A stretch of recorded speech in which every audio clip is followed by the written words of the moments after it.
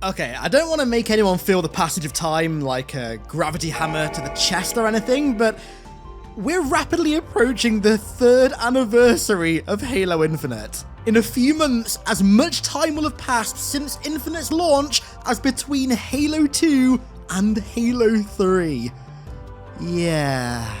Anyways, to try and overcome the brutal effects of time, I've been planning a video where I return to Infinite's campaign. Not to re-review it per se, but rather just to play through it in full for the first time in years and just talk about my updated thoughts on it a few years later. And this is still a video that I plan on making, but the more time I plan this video in my head, the more my mind gets stuck on one major aspect of its story: the Endless. The Endless are unlike anything Halo's seen in its over 20 years as a franchise. Their main hook as a plot device is that they take almost every established rule that we've come to know about the universe and throw it out the window. When I first played Infinite's campaign, this really intrigued me, and to be honest, it still does really intrigue me. But at the same time, the more time I've had to think about the Endless, the more issues I've started to have with them. So today, I want to talk about these issues, how they should be resolved, and also the future of the Endless as not just a plot device in the next Halo campaign, but also as a species of the Halo universe. But first, we need to do something that I've actually not done yet on the channel, and that's break down all of the existing lore that we know about the Endless. So, during the Forerunner Flood War, and also all of the time predating it, to the best of our knowledge, no species knew that the Endless, or the Zalanin as they're also called, even existed. Not the Foreigners, not the ancient humans, not the ancient prophets, nobody. Their admittedly extremely sparse history begins after the Halos are fired to stop the Flood. In a galaxy that, for all intents and purposes, should have been devoid of all sentient life, Zeta Halo's monitor, 117649 Despondent Pyre, discovered a species apparently entirely unaffected by the Halos, continuing to exist as if the Foreigners hadn't just conducted what they called the Great Purification. Now, this posed an extreme threat to the Foreigners' plan of fulfilling the wishes of the Precursors and having humanity ascend to hold the mantle of responsibility, and further, they stood as an acute power imbalance. In a galaxy where everything had just been reset, they had not. They stood as a direct threat to all the Foreigners have sacrificed to ensure that life would continue beyond the Flood, and so the few who remained took action. They took Zeta Halo to the Endless homeworld and invited a host of individuals from their species, including their ruling class, to the ring under the guise of a parley. The Foreigners' real plan, however, was one of great judgment. Within the Silent Auditorium, the Endless were sentenced to exile, to be imprisoned within Silexes on the ring forevermore, overseen by the watchful eye of offensive bias, whilst monitors and other constructs ran tests on them to try and unlock the secrets of their survival. The great question being posed was, if the Endless were indeed immune to the Halos, did that also mean that they were immune to the Flood? Could they have been the cure that the Foreigners had just spent thousands of years desperately chasing? These were questions that urgently needed answers, and so, given its rather complicated history with the Flood, Zeta Halo was chosen as the perfect containment installation for them. However, throughout the 100 millennia of their study, some Endless who had managed to escape their species' imprisonment roamed the galaxy, visiting far-flung outposts and installations, trying to find a way to free their people. Although they were never successful, this could in fact explain the few instances of unknown species meddling with the Halo universe in ways that don't quite compute. But in 2559, Atriox, the leader of the Banished, somehow learned of their existence on the Ark, and so he travelled to Zeta Halo with a contingent of Banished to free them and form an alliance. Initially, only the Harbinger was freed, who was a member of the Endless ruling class, and she quickly got to work initiating what was known as the Reformation, repairing Zeta Halo, but not in a way the Foreigners had designed, to an end which only she knew. Although Chief killed her before the Reformation could be complete, the Harbinger did actually manage to locate where the Foreigners had imprisoned the rest of her kind on Zeta Halo, and she transmitted the location to Atriox, who ultimately freed them. And unfortunately for now, that's all we know about the Endless, at least officially. So firstly, a more minor issue that I have with the Endless, that is actually a precursor to the main issue that we're going to be talking about in a minute, is just how little we know about them. The intention, I think, was for the Endless's presence in Halo Infinite to almost mimic the Foreigner's presence in Halo Combat Evolved, and by extension, in all of Bungie's trilogy. An ancient species, far beyond our comprehension, which of course naturally creates an allure of mystery. A species that, despite having a small physical presence, has an extremely large narrative presence. However, I don't think the two are directly comparable. The Foreigners were never an overt focus of Bungie's trilogy. Of course, elements of them as a faction were always present, but the main focus was always the Covenant and the Flood, and because of that, both of them had adequate fleshing out. The Endless, however, kind of fill both roles. They're meant to invoke similar feelings of mystery as the Foreigners, whilst also being as major of a player in the story as the Covenant or the Flood were, and because of that, I don't think you can afford to be as mysterious with them as Bungie were with the Foreigners. That kind of mystery only really works when a faction's presence is implicit, when it isn't as overt as having entire monologues from and boss fights with one of their leaders. It's clear that the Endless are going to be one of the primary focuses alongside the Banished moving forward, but not just that, they're going to actually be present in the games as well, and given that they invalidate almost every rule the franchise has set up, there needs to be more information about them. But how little we know about the Endless is thankfully a problem that's very easily remedied. I mean, yeah, Infinite should have told us more about them given how present they are in it, but as long as Halo Infinite or Halo 7 or whatever the hell the sequel ends up being fleshes them out more, I don't think there's a long-term problem here. I mean, that's literally exactly how Bungie treated the Covenant in Halo 1 and Halo 2. In Halo 1, they were just the bad guys, and then in Halo 2, we got all the backstory. Now, the main issue that I have with them that could be a long-term problem is the narrative foundation of their existence, something that I like to call retroactive addition. When a universe, a franchise, or a story has been going on for quite some time, it constantly has to raise the stakes to keep people interested. Every new threat that comes along has to be more significant, more threatening than what came before, or the audience won't feel as invested in its story because, well, it's seen as a regression. The stakes aren't as high as they were before. Now, there are many ways to do this, and it's not inherently a bad thing. I mean, it's kind of just a natural property of any story or franchise that goes on for a long time. It happens to all of them, right? But one of my absolute least favourite ways of going about this is through retroactive addition. Introducing a new threat that, according to new lore, was present in the universe all along, despite never even so much as being hinted at, and also that just so happens to be a more significant threat than anything that came before, despite what came before at the time being very clearly laid out by the story as the ultimate threat. Now, a prime example of this in another universe is the introduction of the Apothicons and the Keepers in the zombie story of Black Ops 3. So, from World at War all the way up until most of the way through Black Ops 2, Group 935 were the main bad guys in the universe. They were the main reason for the zombies and all the evil stuff that came from them. But then Black Ops 3 comes along and all of a sudden, out of nowhere, it introduces these ridiculous Lovecraftian god species alongside two omnipotent weirdos, the Shadow Man and Dr. Monty, who it turns out were in fact the real reason for the zombies, for Element 115, for the Purg machines, yada yada, dating as far back as World at War, despite the fact that none of these entities were ever even so much as hinted at before Black Ops 3. It's a style of storytelling that puts down what came before to artificially raise its own severity, which makes it feel like a forced and rather inorganic plot device.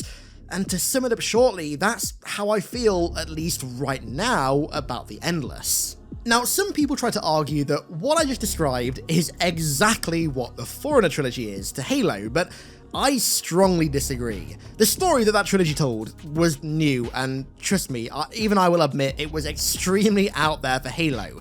but at the same time, it felt so deeply rooted in so many existing elements of Bungie's Halo that it didn't feel forced and it didn't feel inorganic. It felt like a natural layer of expansion built on top of Bungie's universe. The Endless don't feel like that. They don't feel connected to any element of Bungie or 343's entries in the Halo universe, besides, of course, the overarching mystery of the Forerunners, which, frankly, you could use to explain literally anything, regardless of how sensical or nonsensical it is. I mean, that is just a textbook example of poetic license, so I think that's a very loose connection to make. Instead, the Endless feel like a plot device that has come in and retroactively overwritten what I would consider the core element of Halo's universe, that which the entire franchise, including its namesake, revolves around: the Flood. So, when Infinite came out, people freaked out about Cortana's now infamous line referring to the Endless as being worse than the Flood. And at first, I didn't really think much of this line. To be honest, I thought it was just meant to be Cortana being hyperbolic. But again, the more time I've had to kind of process things and mull this line over, the more I've started to realise that Cortana's not wrong. Granted, this may have just been hopium on their behalf, but in studying the Endless, the Forerunners believed that their immunity to the Halos could also mean that they held the answer to Flood immunity. So, for a biological species to be infectable by the Flood, they require a nervous system. Halos destroy sentient life by destroying their nervous system. Ergo, if the reason the Endless survived the Halos was because they don't have a nervous system, that would mean that the Flood couldn't physically infect them. Whether they'd still be susceptible to the Logic Plague is a whole different question for, frankly, a whole different day. But the fact is, not only could they be immune to the Flood, but they're the only species in existence that are unaffected by the be-all, end-all weapons of the universe. The weapons that were specifically designed both in-universe by Faber and narratively by Bungie and 343 to be the only thing capable of stopping what is universally regarded as the ultimate final threat.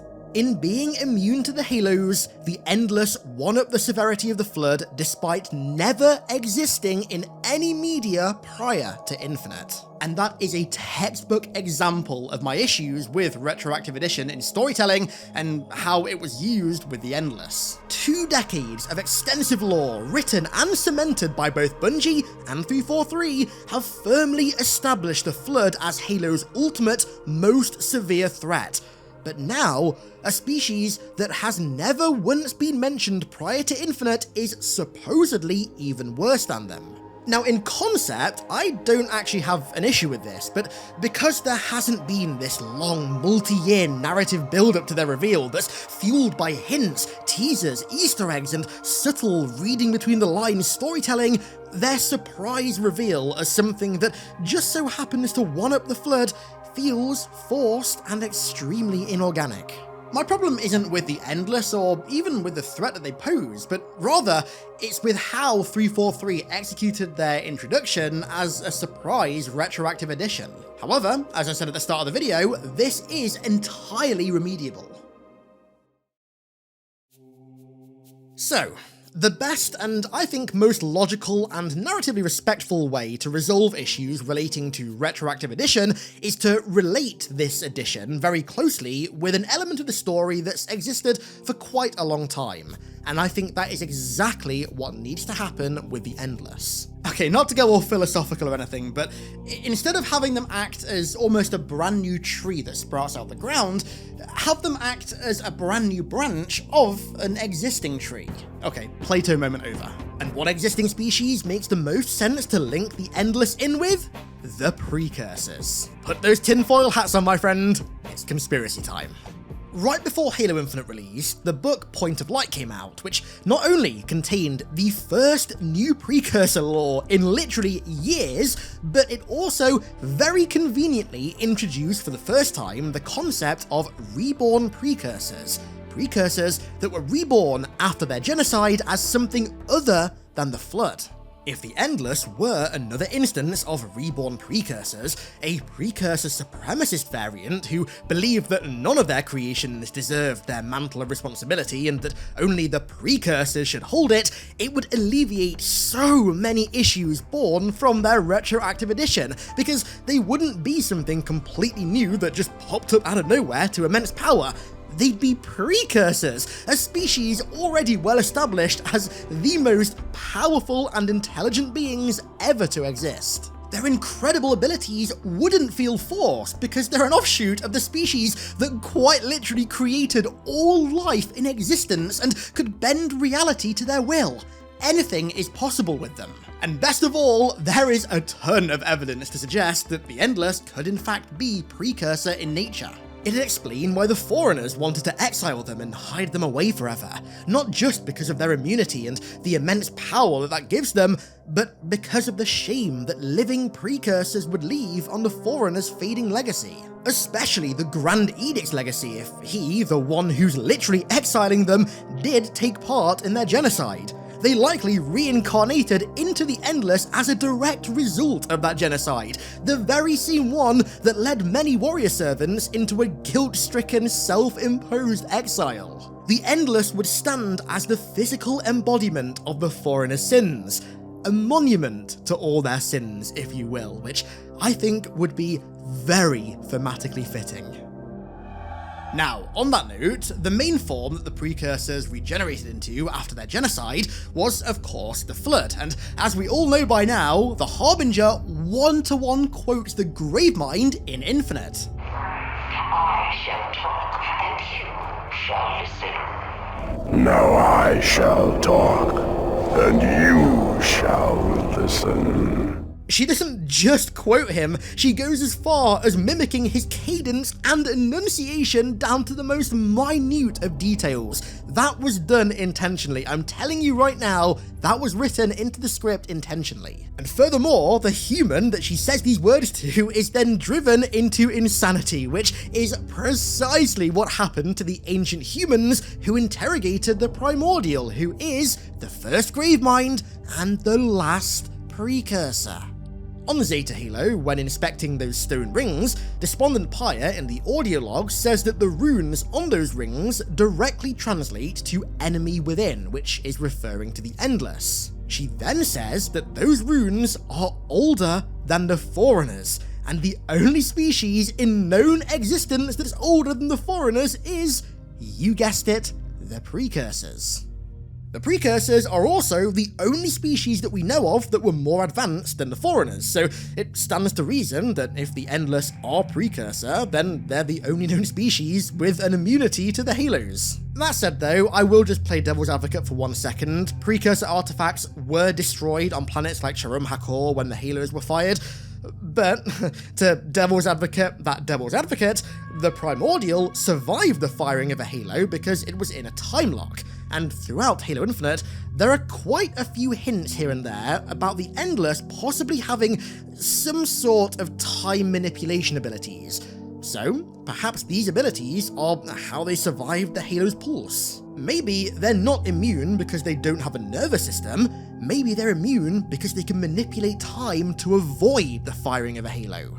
If this is the reason that they survived the Halos, then it'd also mean that the Endless don't have immunity to the Flood, and it would uphold the whole kind of plot device of the Foreigners desperately chasing a cure that doesn't exist, but that point is a lot more hypothetical, so take it with a grain of salt. And the final bit of evidence refers back to that thing that I mentioned earlier about the Endless possibly being precursor supremacists. Now, when I said that earlier, it probably sounded very strange and very weird, but hear me out. A bunch of stuff that the Harbinger says heavily hints at the Precursors choosing humanity to inherit the mantle, in fact, being a lie, one specifically told by the Foreigners. She makes it seem like the Endless, upon their rebirth, have made it their goal to bring these lies about the mantle's true inheritors to an end and reclaim it for themselves, reclaim it for the Precursors. Now, The only sources that we have, as far as I can tell, in the entirety of Halo's lore for the precursors claiming that humanity were in fact the true heirs to the mantle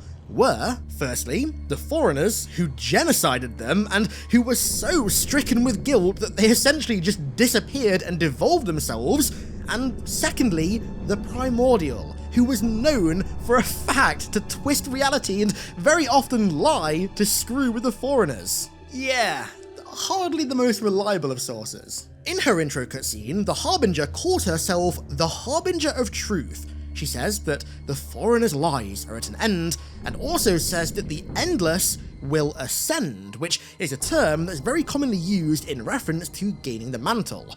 And she says all of this whilst her headdress is adorned with the Reclaimer symbol. And then further evidence comes from the legendary ending, where right before the parley between the foreigners and the Endless takes place, the Grand Edict says that containing the Endless will help the foreigners preserve their truth following the reset of the galaxy. That truth being, of course, that the foreigners lied about the precursors saying that humanity were their true heirs. May I remind you also that this genocide literally happened because the foreigners believed that they'd been passed over in favour of the humans. Perhaps the precursors told them that this actually wasn't the case, but it was too late. And once it was over, the Grand Edict became the kind of architect of that lie to both cover the atrocity that they just committed, and also to give some sort of reason and solace to the deep guilt and grief that those who had committed the genocide were now so deeply afflicted with. And now, after all these years, some of the precursors have reborn to reclaim that which was rightly theirs from the false reclaimers. The Endless have returned to seize the mantle from humanity. So, those are my problems with the Endless, and also how, in extensive detail, as is common with my videos, they could be fixed. Not just fixed, but made into some of the absolute coolest Halo story that we've had in, well, forever. The precursors returning to dispel the foreigners' lies and reclaim the mantle for themselves? Whew, that just seems too good to be true. Let me know your thoughts on, well, everything, the entire damn laundry list of things that we covered today down below in the comments. I'd love to hear them. The Endless, how they were executed, their future, whether you think that they're precursors or something else entirely. Let me hear it all down below in the comments. And with that said, let's round out today's seemingly endless video there. See what I did? If that's not worth a sub, then man, I don't even know what is. I don't even know what is. I want to give a huge thank you to all of my amazing patrons for the continued support over there, as per usual, and thank you all so much for watching. I really appreciate it, and I'll catch you all in the next one.